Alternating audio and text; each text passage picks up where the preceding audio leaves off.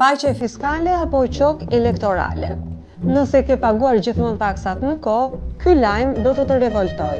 Bizneset shqiptare i detyrohen shtetit mbi 162 miliard lekë, por në punën e fushatës, qeveria propozon një paqe fiskale që fal borxhet dhe gjobat.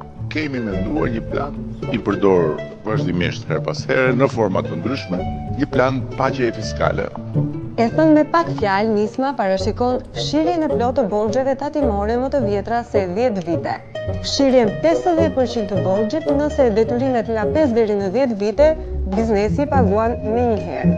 Për ata që nuk e kanë këtë mundësi, do të kenë një marrëveshje 12 mujore dhe falja do të jetë në rastin 25%. Po ashtu, bizneseve u jepet e drejta që të rishikojnë deklaratat tatimore për 5 vitet e fundit, pa gjoba e kamadronesa, por duke paguar tatim fitimin prej 5% për çdo diferencë fitimi që krijohet nga rishikimi.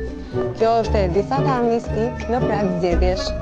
Ekspertët e quajnë qok elektorale që dëmton drejtësi fiskale dhe inkurajon informalitetin. Po ju si mendoni? Na shkruani në komente.